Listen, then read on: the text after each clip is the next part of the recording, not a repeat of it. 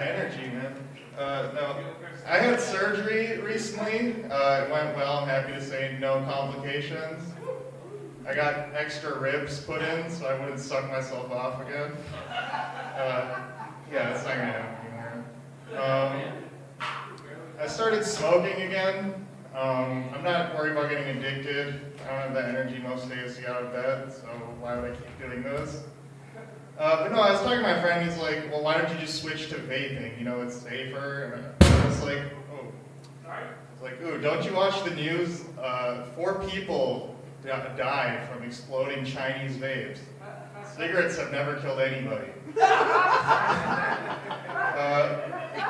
You know, it's like, the coolest cigarettes are not safe, all right? It's like those scary black ones where your mouth goes numb and then you sound like Ray Charles after 5 minutes. After every puff, you're ripping a day out the back of your calendar.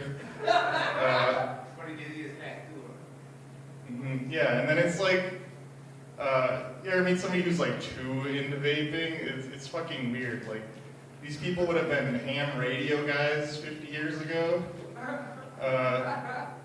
It's like, yeah, I got the carbon python coil and Bride of Frankenstein's monster double XL tank. It's like, dude, how much are you spending to have your mouth taste like a watermelon?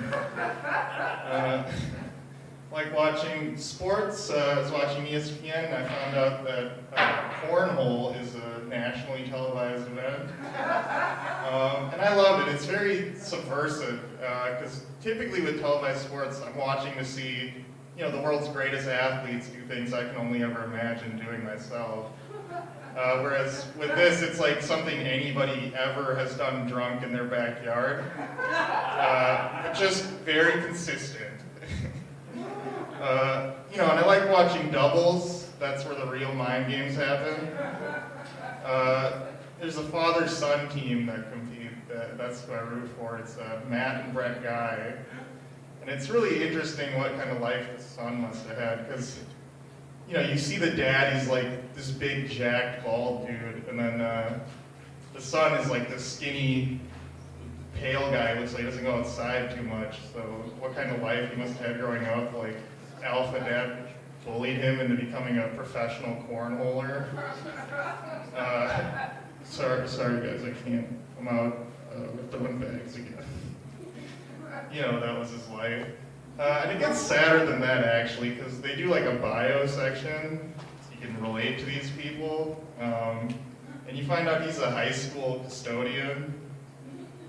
But then when you think about it, that makes sense. If there's any litter on the ground, he can just ding that shit in from 40 feet out.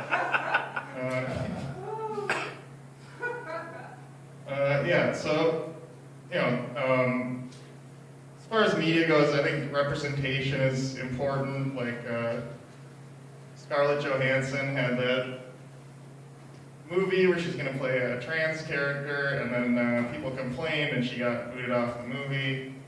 I have a similar beef with the fast food chain Jersey Mike's, because in that ad, the voiceover is clearly not someone from Jersey. They just don't sound angry enough.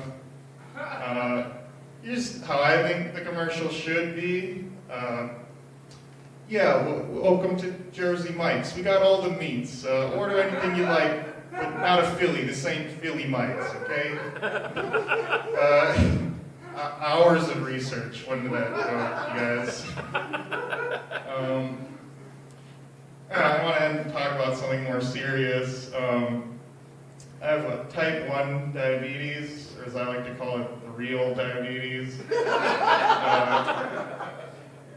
You know, it's just like every day of my life. You know, I was talking to a friend, he's like, oh, I had a pop brownie, I thought I was going to die for 6 hours. For me, that's every brownie ever. You know, just sucks.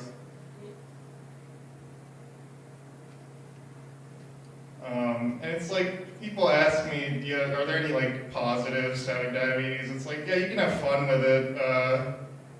Like, I'll be at Chick-fil-A and people think I'm doing heroin before I'm eating a sandwich for some reason. It's know, any other positives? It's like, my piss probably tastes better than yours. All right, yeah, I'm Moiz Hasan. I'm going to end it on that. Thanks for